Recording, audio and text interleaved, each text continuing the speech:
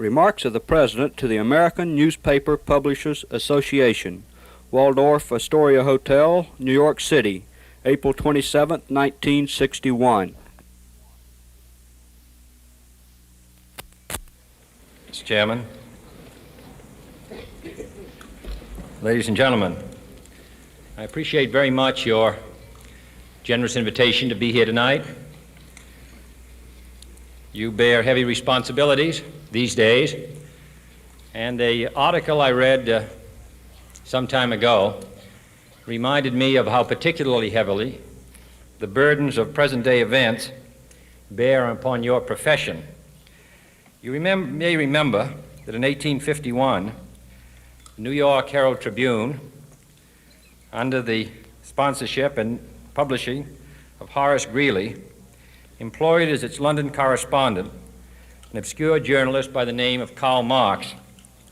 We are told that foreign correspondent Marx, stone broke, and with a family ill and undernourished, constantly appealed to Greeley and managing editor Charles Dana for an increase in his munificent salary of $5 per installment, a salary which he and Ingalls ungratefully labeled as the lousiest petty bourgeois cheating. But when all his financial appeals were refused, Marx looked around for other means of livelihood and fame, eventually terminating his relationship with the Tribune and devoting his talents full-time to the cause that would bequeath to the world the seeds of Leninism, Stalinism, revolution, and the Cold War. If only this capitalistic New York newspaper had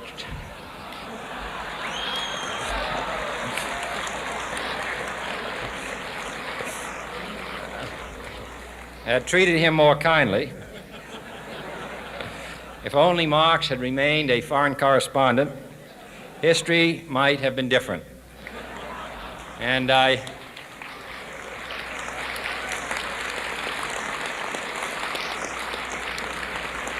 hope all publishers will bear this lesson in mind the next time they receive a poverty-stricken appeal from a small increase in the expense account from an obscure newspaper man.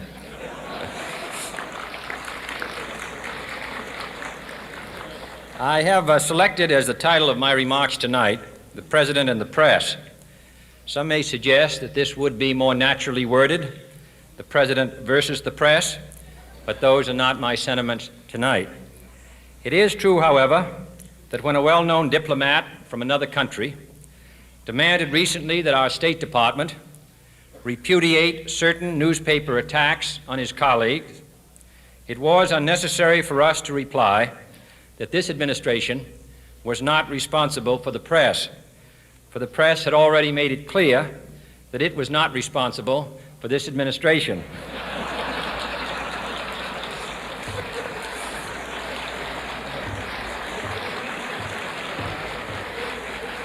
Nevertheless, my purpose here tonight is not to deliver the usual assault on the so-called one-party press. On the contrary, in recent months, I have rarely heard any complaints about political bias in the press, except from a few Republicans. Nor is it my purpose tonight to discuss or defend the televising of presidential press conferences. I think it is highly beneficial to have some 20 million Americans regularly sit in on these conferences to observe, if I may say so, the incisive, the intelligent, and the courteous qualities displayed by your Washington correspondents. Nor, finally, are these remarks intended to examine the proper degree of privacy which the press should allow to any president and his family. If, in the last few months, your White House reporters and photographers have been attending church services with regularity, that has surely done them no harm.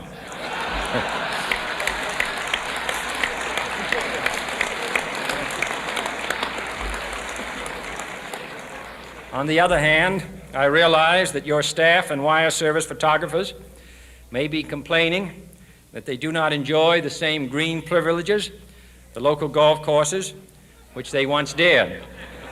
It is true that my predecessor did not object, as I do, to pictures of one's golfing skill in action, but neither, on the other hand, did he ever bean a Secret Service man.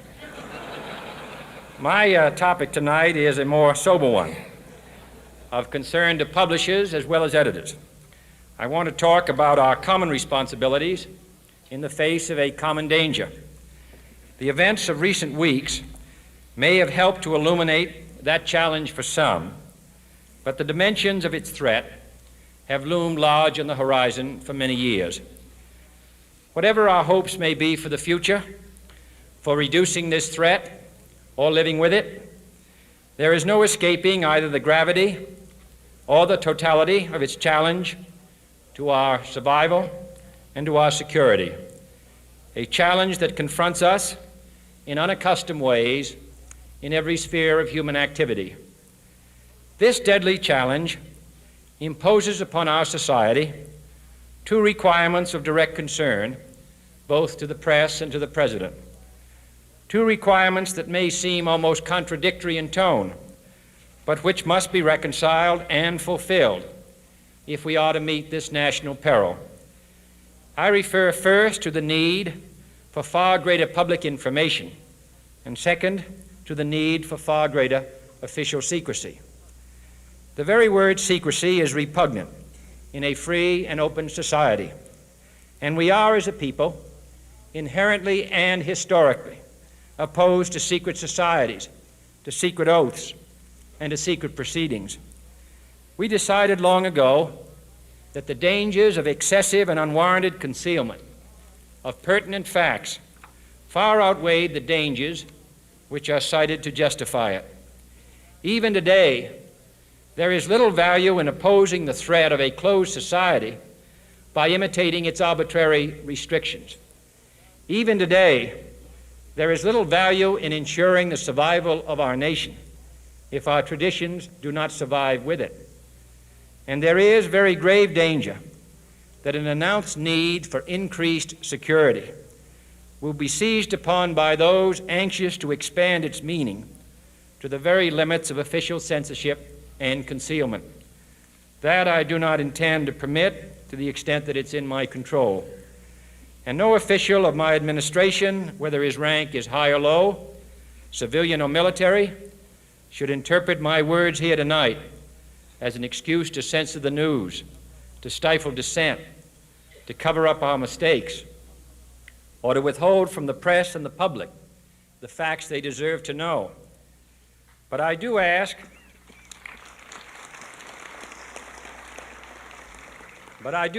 every publisher, every editor, and every newsman in the nation to re-examine his own standards and to recognize the nature of our country's peril.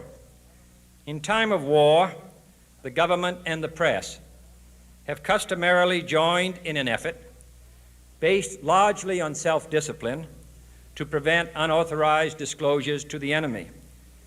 In times of clear and present danger, the courts have held that even the privileged rights of the First Amendment must yield to the public's need for national security. Today, no war has been declared, and however fierce the struggle may be, it may never be declared in the traditional fashion. Our way of life is under attack. Those who make themselves our enemy are advancing around the globe. The survival of our friends is in danger, and yet no war has been declared. No borders have been crossed by marching troops. No missiles have been fired. If the press is awaiting a declaration of war before it imposes the self-discipline of combat conditions, then I can only say that no war ever posed a greater threat to our security. If you are awaiting a finding of clear and present danger, then I can only say that the danger has never been more clear, and its presence has never been more imminent. It requires a change in outlook, a change in tactics, a change in missions by the government, by the people, by every businessman or labor leader, and by every newspaper. For we are opposed around the world by a monolithic and ruthless conspiracy that relies primarily on covert means for expanding its sphere of influence, on infiltration instead of invasion, on subversion instead of elections, on intimidation instead of free choice, on guerrillas by night instead of armies by day. It is a system which has conscripted vast human and material resources into the building of a tightly knit, highly efficient machine that combines military, diplomatic, intelligence, economic, scientific, and political operations. Its preparations are concealed, not published. Its mistakes are buried, not headlined. Its dissenters are silenced, not praised. No expenditure is questioned, no rumor is printed, no secret is revealed. It conducts the Cold War, in short, with a wartime discipline no democracy would ever hope or wish to match. Nevertheless, every democracy recognizes the necessary restraints of national security, and the question remains whether those restraints need to be more strictly observed if we are to oppose this kind of attack as well as outright invasion. For the facts of the matter are that this nation's foes have openly boasted of acquiring through our newspapers information they would otherwise hire agents to acquire through theft, bribery, or espionage, that details of this nation's covert preparations to counter the enemy's covert operations have been available to every newspaper reader, friend and foe alike, that the size, the strength, the location, and the nature of our forces and weapons, and our plans and strategy for their use have all been pinpointed in the press and other news media to a degree sufficient to satisfy any foreign power, and that in at least one case, the publication of details concerning a secret mechanism whereby satellites were followed required its alteration at the expense of considerable time and money. The newspapers which printed these stories were loyal, patriotic, responsible, and well-meaning. Had we been engaged in open warfare, they undoubtedly would not have published such items.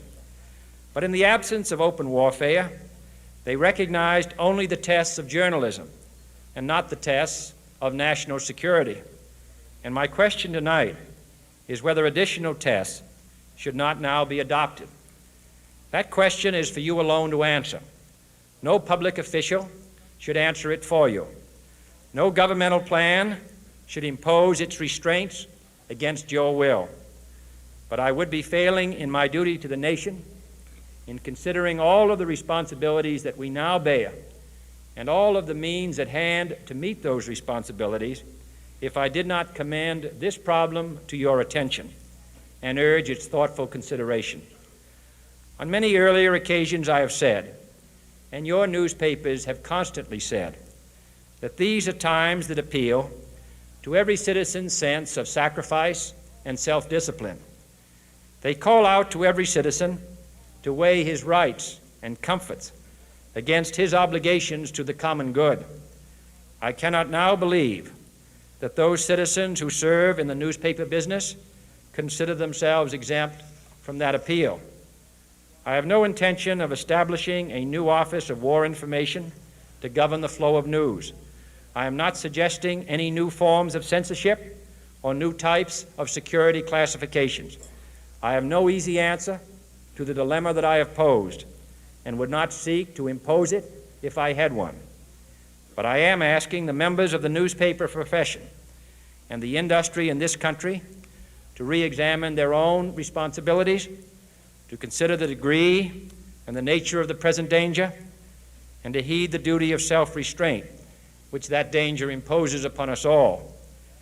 Every newspaper now asks itself, with respect to every story, is it news? All I suggest is that you add the question, is it in the interest of national security? And I hope that every group in America, unions and businessmen and public officials at every level, will ask the same question of their endeavors and subject their actions to this same exacting test. And should the press of America consider and recommend the voluntary assumption of specific new steps or machinery, I can assure you that we will cooperate wholeheartedly with those recommendations. Perhaps there will be no recommendations. Perhaps there is no answer to the dilemma faced by a free and open society in a cold and secret war. In times of peace, any discussion of this subject and any action that results are both painful and without precedent. But this is a time of peace and peril which knows no precedent in history. It is the unprecedented nature of this challenge that also gives rise to your second obligation, an obligation which I share, and that is our obligation to inform and alert the American people, to make certain that they possess all the facts that they need and understand them as well, the perils, the prospects, the purposes of our program, and the choices that we face. No president should fear public scrutiny of his program, for from that scrutiny comes understanding, and from that understanding comes support or opposition, and both are necessary. I am not asking your newspapers to support an administration, but I am asking your help in the tremendous task of informing and alerting the American people. For I have complete confidence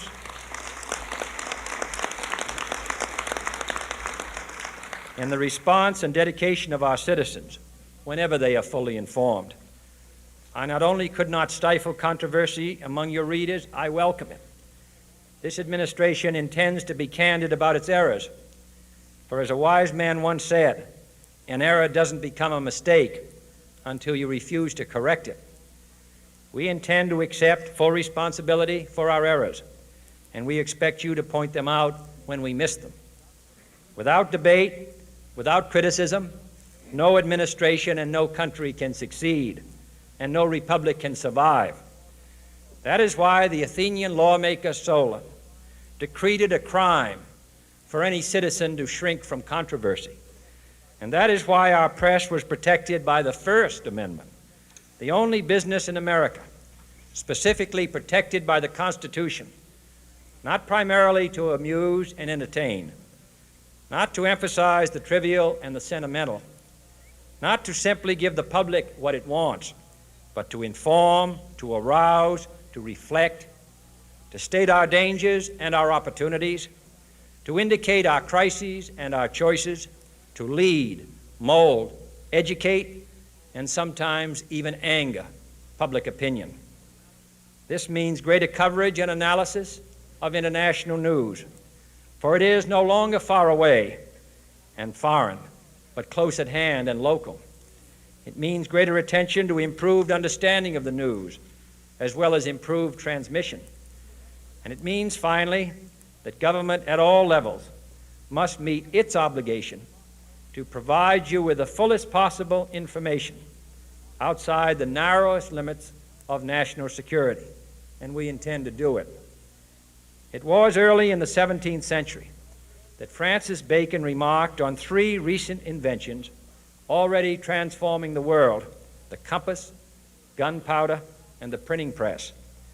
Now the links between the nations, first forged by the compass, have made us all citizens of the world, the hopes and threats of one becoming the hopes and threats of us all. In that one world's effort to live together, the evolution of gunpowder to its ultimate limit has warned mankind of the terrible consequences of failure. And so it is to the printing press, to the recorder of man's deeds, the keeper of his conscience, the courier of his news, that we look for strength and assistance, confident that with your help, man will be what he was born to be, free and independent.